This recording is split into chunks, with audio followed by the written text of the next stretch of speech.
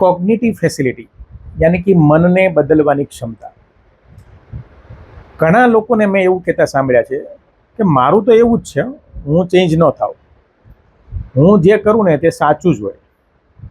હકીકત એ છે કે જેટલું તમારું મન રિજિડ એટલો સ્ટ્રેસ વધારે, જેટલું તમારું મન ફ્લેક્સિબલ એટલું તમારું જીવન સરળ.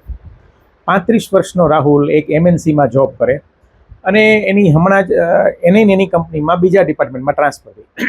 હવે આ ઇન્ટરનલ ટ્રાન્સફરમાં એ એટલો બધો સ્ટ્રેસમાં આવી ગયો કે હવે આ વસ્તુ મારાથી નહીં થાય, આ ડિપાર્ટમેન્ટમાં જે ટેકનિક છે એ મારાથી શક્ય નથી, એ મને નહીં આવડે, અને સતત સ્ટ્રેસને લીધે અનિદ્રા અને ડિપ્રેશનનો ભોગ બન્યો.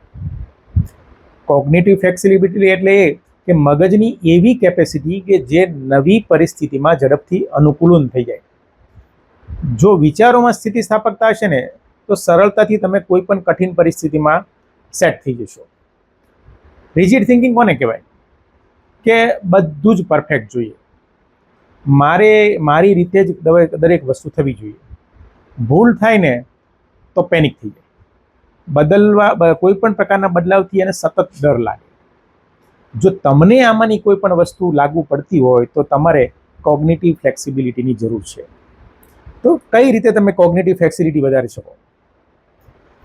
તો દરેક કાર્યમાં પ્લાન બી વિચારો કે સપોઝ આ કાર્ય ન થયું તો મારે બીજું શું કરવાનું. નવી વસ્તુને અજમાવો, નવો રસ્તો, નવી રેસીપી, નવી ટેકનિક, નવો અભિગમ. યાદ રાખો, દરેક વસ્તુ એક જ રીતે થાય એ જરૂરી પણ નથી અને શક્ય પણ નથી.